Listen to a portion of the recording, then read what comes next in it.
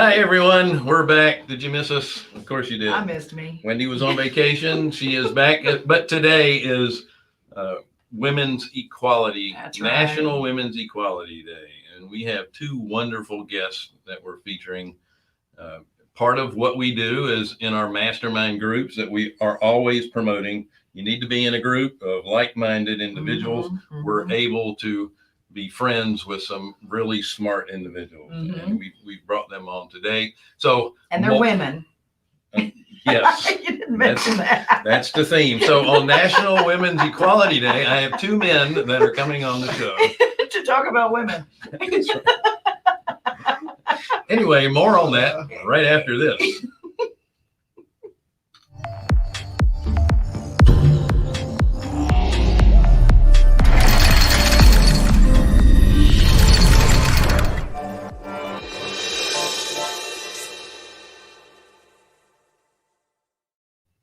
Nifty. I tell you, I'm ever impressed with our changing graphics. Yes. Yeah, they look good.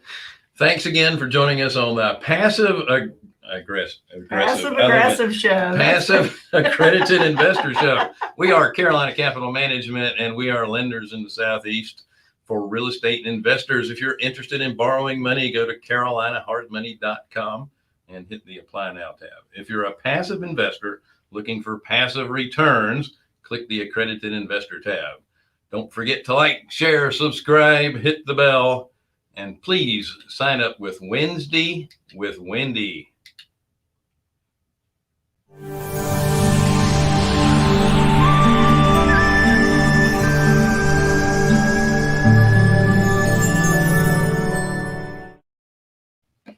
So Wendy gives up Wednesday, every Wednesday afternoon, to anyone who wants to talk real estate with her. Her calendar is booked into October. So there's the link. Get on as soon as you can.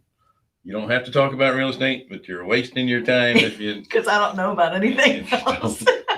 You can offer some things on homesteading. That's right. Yeah, Taking care of my hobby farm. Yeah. We can do that. That's right. So we have a comment section, questions, comments, if you have any for us or our guests. And I promise Wendy won't make any more comments It's about California.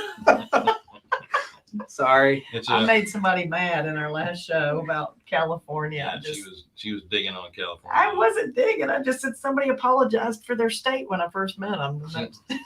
That was appropriate. She just doesn't dislike it. That's right. It's not that I dislike it at all. I just think the government's crazy over there. All right. It is everywhere. It's not very investor friendly, I can tell you that, but you can make a lot of money there. That's for sure. So the comment section is either on the right side or underneath your screen, depending on the platform that you're viewing us from. So without any further ado, we have two wonderful guests. I have to put on my reading glasses. Heather Dreves. She's the Director of Funding at Secured Capital Corp. She's been in the private money industry for over 15 years and has held her 63 series license. That means she has a broad view of investing. Yeah, she's bona fide. Heather has been in underwriting. She's experienced in all parts of this business. She's managed the servicing team over at Cogo Capital as well. In addition to being in investor relations, she's on the board of advisors for the National Lending Experts, and she is a real estate investor as well. She is in the very hot market of Coeur d'Alene, Idaho. Every time I'm listening to the business channel, they're promoting Coeur d'Alene, Idaho as one of the fastest growing, hottest markets in the country. I just drove by there. And just as on a personal note, like when I have a question about anything that has to do with lending, she's probably in my top 3 people that I go ask the question to. So she's very knowledgeable, extremely knowledgeable. Excellent. We also have Kristy Moore. She is the founder and principal broker of Local Expert Realty, Local Expert Staging, best-selling author. She's also a real estate investor. She's had lots of fix and flips and multifamily. Boy, does she have some stories. She is in the ever and always hot market of the DC metro area. That's a good one. Ladies, welcome to the show. There they are. Eventually you'll show up. Hi. It was a long way from the green room. Yeah. So, Heather, let me start with you just because you're on the top of the screen and right beside of me. So how'd you get started in the real estate business anyway? Well, honestly, I kind of fell into it. My parents were involved in investing in real estate, so it always was an interest of mine. But I had a very good friend that was in the private money industry. And honestly, I stayed home with our kids till they were in elementary school, and then decided I was going back out into the workplace. And he asked me to come on board and kind of just started from the ground up from the private money, lending industry, and saw that there was just so much opportunity with that, whether that was for, funding deals as far as purchasing real estate goes, or actually investing and passively creating some wealth for yourself. So just very interested in it, and just saw all the doors that it opened and the opportunities that were out there, not only for myself, but to also help clients with that. So honestly, it was kind of by luck. And then just found that, it was my passion. I actually was it's funny you say that they will drag you back into this industry. I was going to get out of it after 2008, and was lucky enough to meet Lee Arnold, and was brought right back into the industry. And, I'm very thankful for that. My husband and I are active real estate investors ourselves now, and I just really enjoy helping our clients, create passive income for themselves. And as a side note, you just bought a utility shed to move into. Yeah, and super exciting today, my utility shed is getting cabinets. I have been living off of a folding table, a toaster oven, and a Traeger for 3 months. I've been washing dishes in my bathroom sink. So yes, we're living the North Idaho dream. We're living in a 900 square foot pole barn. Lovely. We downsized from 5,000 square feet and, suburbia life. And we're just, we're living off the grid. So it's amazing that I get to work put together, because it's quite a task. That's awesome. That's awesome. Kristy, you have had quite the journey in real estate. I know it started off in the mortgage industry, during that fun time in 08 and 09, right? Yeah, I actually was probably a part of the housing crash, because I was doing subprime loans. So it was your fault. Yeah, maybe a little bit. Well, the funny thing is, I talked to one of our mortgage reps, and I was like, I don't know who's giving these people these loans. I don't understand. I would never loan them a dime. I don't know who's doing this. And he was the one that told me they were chopping them up and selling them on the stock market. And I was horrified. I just realized, like, this is not going to end well. So I actually got out of all of my investments in 2007. And so I was a little bit protected in 2008 when, the market crashed. I lost a bunch of money in deposits, but I didn't lose nearly as much money as, most people did during that time. So I got a little bit lucky there, but I've been in real estate pretty much my whole life. My mom taught herself how to fix up houses by going to the library and checking out books. And I watched her fix up a ghetto house that we grew up in, and they made a huge profit. And that's what took us to the suburbs. So, I kind of saw that whole journey with fixing up houses and how that could generate, income and wealth. And that's how I got started in the business. And I've done a lot of different things in real estate. So it's definitely been quite the journey. See, there was a way to learn how to fix up a house before YouTube, wasn't there? Yeah, it was called the library. So I see you bought your first home when you were 23, and you totally remodeled it. I actually had you beat. I bought my first house at 19. The difference was I just made it worse. I didn't. You had a motorcycle in the living room for years. It was not in the living room. That's right. It was in pieces in the living room and the dining room and the kitchen. No, it was not. It was in the entry foyer. The motor to my Volkswagen Baja buggy was in the living room. Oh, okay. I got that mixed up. Sorry. Did you sell it for a profit though? Yes. Yeah, that's And you did. What was interesting, when I bought it, Jimmy Carter was president, and the going interest rate from my FHA loan was 14.5%. Oh my gosh. Wow. And but I got state bond money, and the way now state bond money, they'll subsidize your down payment. And back then they subsidized your interest rate. And it was a non-qualifying FHA loan. So as soon as I bought the house, Which is why I got it. anyway, they subsidized my interest rate. I was only paying 7.25%.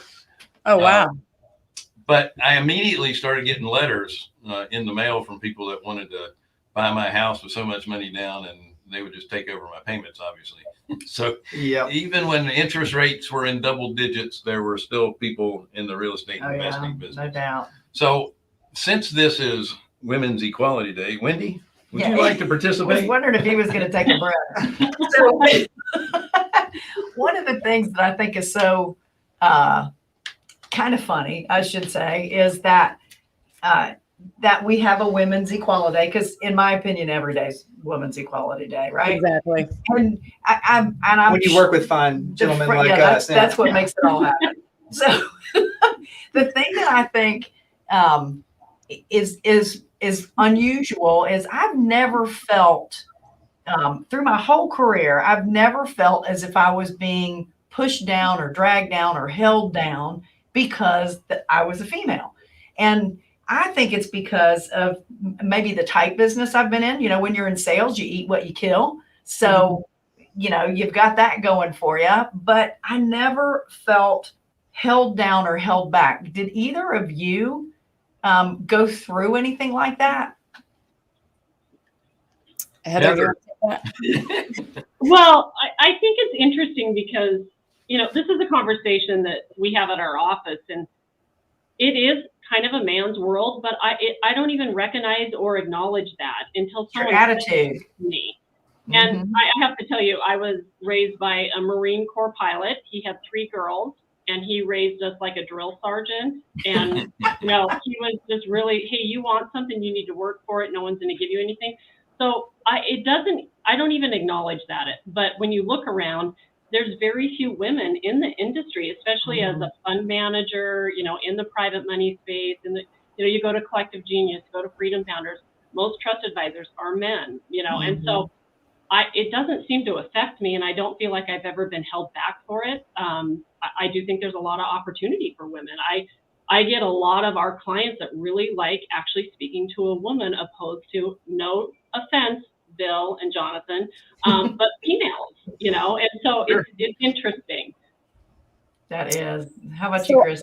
I will say so I worked for a very large mortgage company, which shall remain nameless since they're still in the business, and they're giant. And while it didn't affect my income because I was in sales and I was one of the top producers in the company, it definitely affected my ability to get promoted. All the team leaders were male. It was very male dominated. There were no female team leaders at the time. And that's actually kind of what drove me to go out on my own, because I just realized, you know, if I wanted to do what I wanted to do, I had to make my own path. And I grew up with 11 uncles, 2 older brothers. I was raised like a boy, kind of. So, you know, I never felt internally like I was at a disadvantage, but I definitely saw it out there. And I had only experienced, you know, that world for a few years. And I've always kind of taken being a woman as an advantage in the market because it's different. And I've always, you know, used it to my advantage. So I think that I definitely see it, and I've experienced it, and I've definitely experienced it from buying properties in commercial real estate. Like my first office complex that I bought, the owner wouldn't even address me. He would only address my male business banker. He wouldn't even look at me in the eye. The whole time I'm asking him questions and he's answering the guy who's sitting next to me. But again, I used that to my advantage. I mean, I knew that that was going to help me kind of negotiate a better deal. And I brought a gentleman with me when I was touring the property because I just had this feeling he was an old white guy. No offense to all of y'all, but and an attorney, and he called his wife. Like an old white guy, huh? I've definitely experienced, and then I also had, when I was going to buy my first commercial property, when I told the male broker what I wanted, he actually said, well, honey, this is when you would tell your clients they're being unrealistic. And I've had contractors treat me differently, where they tell me they don't want me to break a nail. I mean, it's like ridiculous. But again, I've just kind of never let it bother me. I just keep moving forward. It is what it is. So I think that's what makes the difference, is it's all in the attitude. And I love what you said about taking advantage of it and using it as a tool, rather than whining about it, because you can really take people off guard. Yes. And they're like, whoa, wait a minute. You know how to hang sheetrock? Or the best thing is being underestimated. I mean, Yeah. I've made probably millions of dollars off of the hair twirl clothes of like, what? I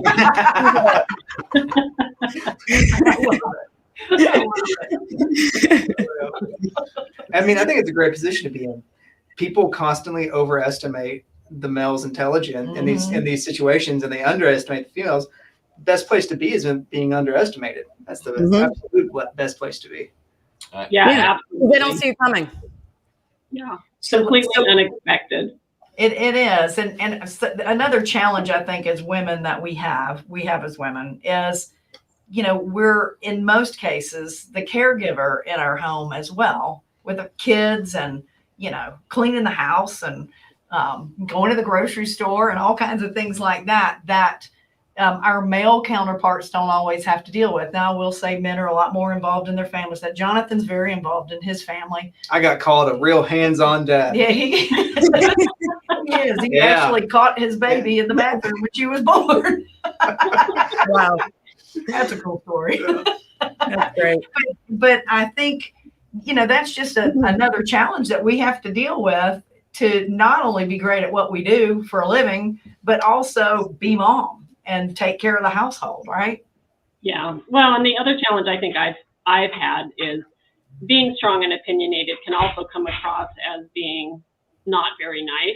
Yeah, they call us itch bags. Yeah, I have some nicknames around here, and I'm just a very direct person. Like, I will just walk right in someone's office. Okay, what do we got going on? And I've had to learn over the last few years to really work on my presentation a little bit. and know who I'm speaking to and how Lee and I work great together. We're both very direct. We took a personality test here, and funny enough, we were exactly the same, but not everybody communicates that way. So that's probably been my biggest challenge as a female, is really, still being strong and opinionated and, strong in my beliefs, but learning how to communicate with different types of personalities too. So that's awesome. Definitely benefits and definitely challenges for sure. Mm-hmm. That is where that predictive index test comes in very handy. It was interesting. Yeah, you know everyone's personality, and what's more important is how do you deal with those different personality types. Mm-hmm. And the worst part about our current society is that apparently our skin continues to get thinner and thinner. Yeah, what's up with that? Now, instead of trying not to be offended, people are looking for ways to be offended. And that's their problem. That's right. No, I agree. We are who we are, and we love everyone. And if you don't love us, that's okay too. Well, I have to tell this great story. My parents are 83 and they're going to Costco. I got to share this. They go into Costco. They're at the checkout line. There's a girl standing there bagging. She's got half her head shaved and she's got rainbow colors in her hair. And so my 83-year-old dad walks up and starts singing Somewhere Over the Rainbow. She was a little miffed and walked away. And I'm thinking, gosh, if you're going to be that bold in your life, you need to be prepared to be sung to. I think I'd really like your dad. He's a great guy. I laughed. My mother was mortified, but I laughed. I thought it was pretty funny. I like that. So let's talk about some real estate investing real quick. Kristy, I know you've fixed and flipped a bunch of homes over your career, but you have this one story with a multifamily purchased in Dillon, South Carolina. Oh, I know that. Right. Now. Oh God. Give us the 30,000 foot, the start and the current situation in that place. Oh, I don't know if we actually have time for this story, but I'll do my best to keep it short. So I bought this property. It was 50% occupied. It was a total disaster. I mean, it wasn't, the units that weren't occupied weren't habitable. So I bought it with the understanding that I was going to fix it up and rent it. And I bought it at auction. Numbers made all kinds of sense. I have done a lot of construction. I've run my own crews. So I wasn't worried about the fix up part, but I had no idea what I was getting myself into with the community part. Because the property manager that I met with was the current property manager, but little did I know that the property manager before her was actually a gang leader. And he put all of his gang members in the property, and they basically ran it as like this like criminal, like playground for criminal activity. And so once I started, well, actually the day that I bought it, there was a murder on the property. Somebody got shot and killed. And so it was Friday the 13th too, which I mean, Nice. could you imagine? And that same day, my mom actually went to the hospital by ambulance with no pulse. So it was like it was a great day. It was like the worst day of my life. But anyway, so then, we're trying to kick these people out. COVID hits. We got eviction moratoriums. I'm trying to get all these gang members off the property. We have cameras installed. We see everything that's going on with like gun deals. The cops are involved. That's why like none of this stuff was showing up in like crime reports, because the cops were literally being paid by all the gang leaders, by the gang members. So as we're kicking people out, we got threatened. Our lives got threatened. There was a video that we have of the guys. There's like 30 guys with AK-47s and AR-15s threatening my mom and I because we're kicking them out. And my mom like didn't even care. She was like, "No, you don't scare me." This woman is the OG. So anyway, so we're fixing the places up. We're dealing with dirty cops. They're not like 911 doesn't work in that neighborhood. They were not doing anything. They were not coming when we would call. They weren't helping us with evictions. They weren't helping us with the crime. So we just like took the matters in our own hands and just started doing things that I may or may not be able to talk about on this show to get people out. We evicted 30 people, all of whom we had at some level doing criminal activity. We built relationships with the magistrate. And then we had a building burned down. We had 12 buildings, now we have 11. One of them burned to the ground. Wow. And that was right after. It was right after we had just finished all of the fix-ups and the place was running great. And we were super happy. We got through the whole gang thing and all that stuff. And, but I mean, today, so the cops used to show up 4 times a day or get called 4 times a day. They haven't been there, I don't know, probably 6 months. They haven't been there in like 6 months. That's amazing. We have security. We got a security gate. We have cameras. It's mostly single women with children that live there. Everybody's passed background checks. We have a new property manager that isn't prostituting on the property for coke like the last one. I need a side gig.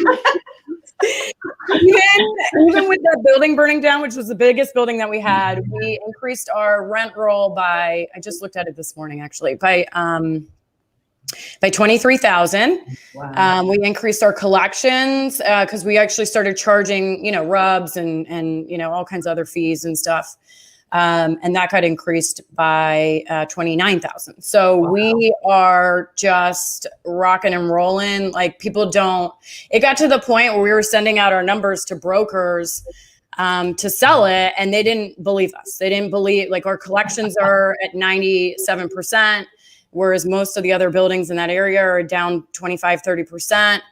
You know, like they truly didn't, they thought we were fudging our numbers, which is like not what we do. So it's been a crazy ride. I mean, but you know, Bill, I have to give Bill a lot of credit, because when I was in the middle of all of that, like literally, I think the building had just burned down, and we had a dumpster fire that same day. I mean, it was some crazy, with somebody breaking in, trying to light the other place on fire. It was ridiculous.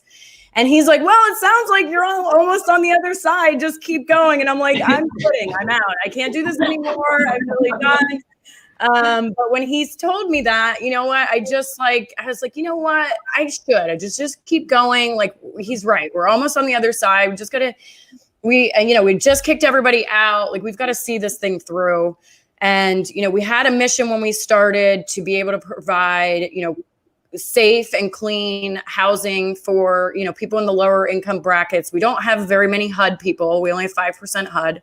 So they're all working class people, and they deserve decent housing. So, you know, we had a mission, and we wanted to quit almost on a daily basis, but we didn't. And my mom and I worked together, and it was like, we just laughed on, I mean, because we were just like, you can't even make this stuff up. Like, it was so ridiculous. That's amazing. So yeah, we have it under contract now, for a profit, which is also amazing. So yeah, it's been quite the journey.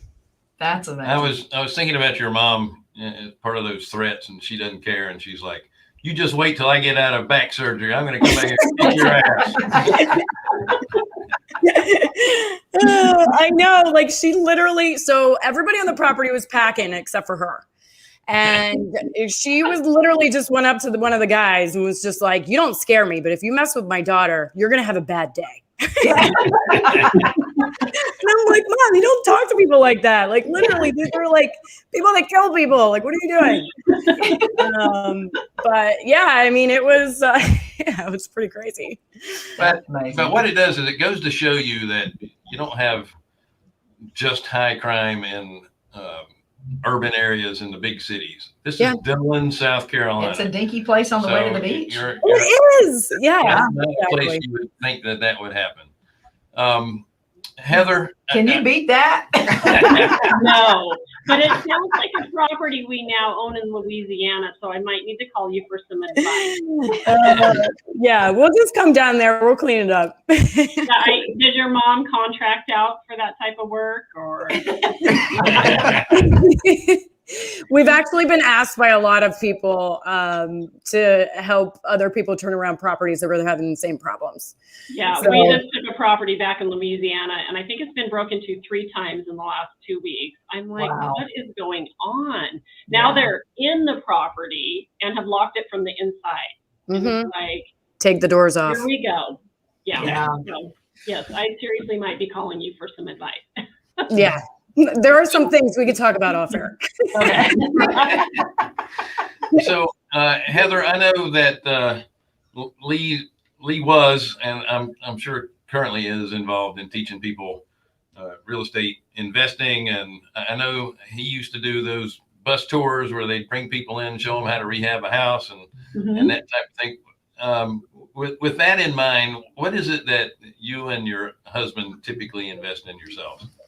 Well, we've done the fix and flip. I had this great idea that we were going to be like Chip and Joanna. That was not actually the case. It's not as glamorous as it looks on TV, I found out. But, you know, we're kind of those people that roll our sleeves up. We're laying tile, hanging sheetrock, which is great. But, you know, we quickly realized that our time was more valuable than doing that. So lessons learned, hire it out. Get in and out of them as quick as you can. And we've done well. You know, we have a couple rentals now. We actually own a little rental here in downtown Coeur d'Alene, which has doubled in value in 2 years. So that was a really good project to get in. It's just a little house. The Coeur d'Alene area, as you mentioned, Bill, is just a hot market. It has become very popular. But, you know, what we're looking into now is self-storage because there is so much growth in this community. And there are so many people moving here. One, there is a housing shortage. And 2, you know, there are a lot of people looking for self-storage units. And we discovered this when we started looking for one. and realized there was not a lot out here. So I think we're moving from more of the, we both have full-time jobs. And so the real estate investing is just something we're doing on the side. So we need to look at other options that are a little more passive for us. One of the things that I feel really thankful for is through the different projects that we've been involved with, we always had our kids do it with us.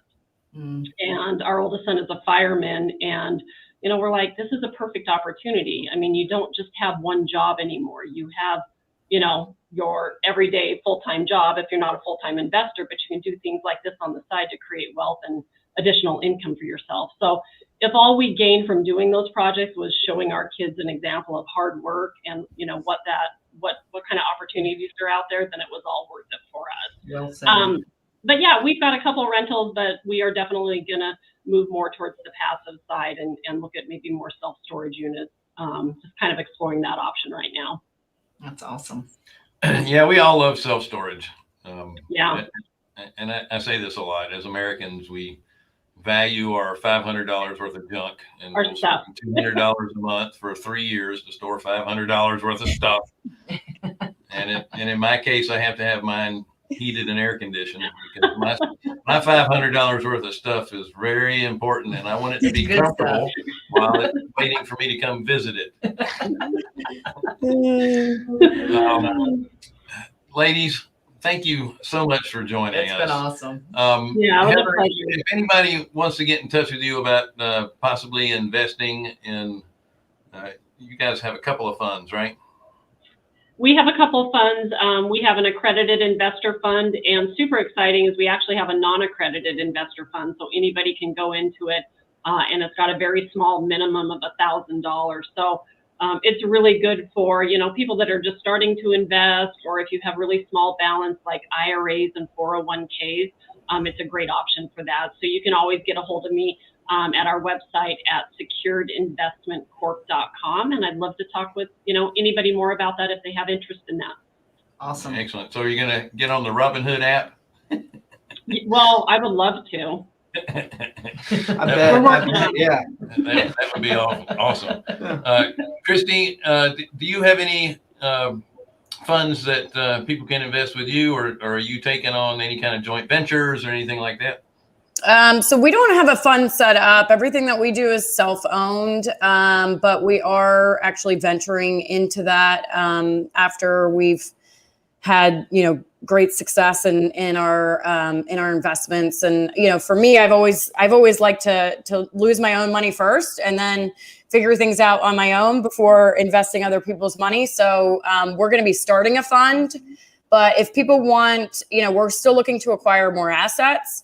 We actually have a 1031 that's coming up. So if people have properties for us to look at, to buy, to wholesale, they can reach me. They can direct message me on Instagram at the Kristy Moore. They can also find me on our website at KristyMooreTeam.com and on Facebook as well. So I'm happy to talk to anybody about investing or buying some assets that they're looking to unload that they can't handle. We're more than happy to take those over. Any particular part of the country you're looking to purchase in? So we invest mainly in the Southeast as well as Tennessee and Ohio. All right. Awesome. Excellent.